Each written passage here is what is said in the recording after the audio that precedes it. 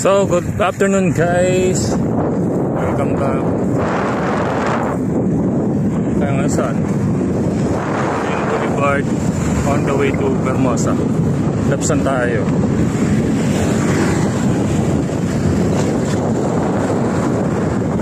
Dito tayo sa Ayala Mall, Vermosa. Hatayan din yung labas ng Vermosa. Paigo na tayo guys. Maraming pagkain nandito. Gusto magutom kayo, diba? Hindi pa ka nagsisimula, nagutom na agad kayo. And then papasok na tayo sa loob.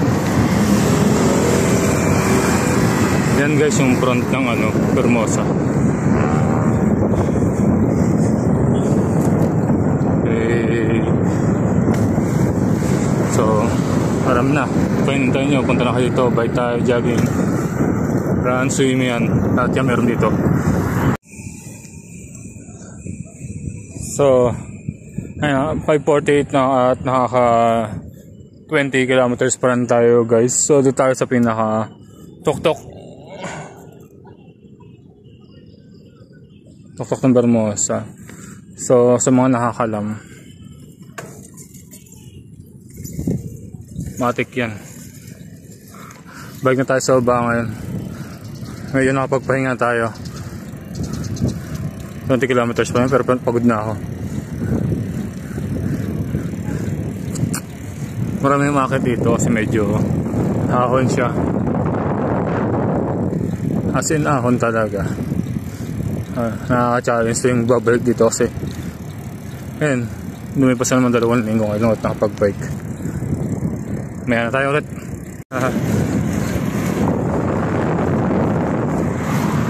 Ang isang pag-ibig.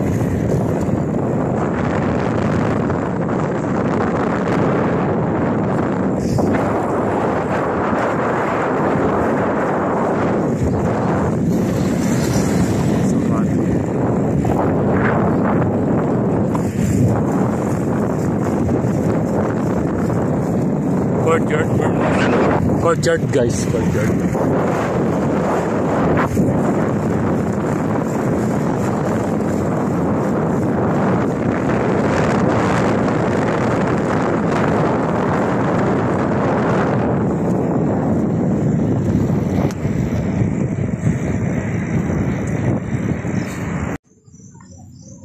So dito yung isa sa entrance ng track and field.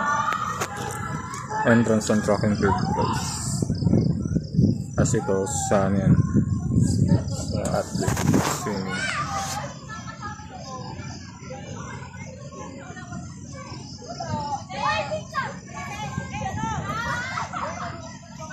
Taba ko na, kailangan na magbawas ang timbang.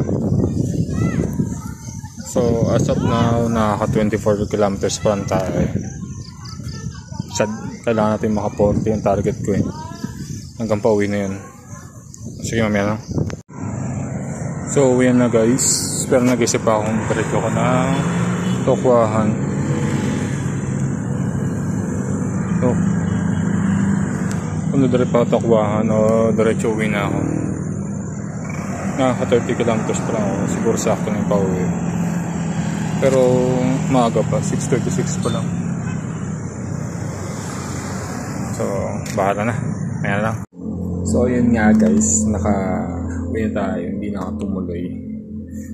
So naka 39.79 na lang tayo kilometers.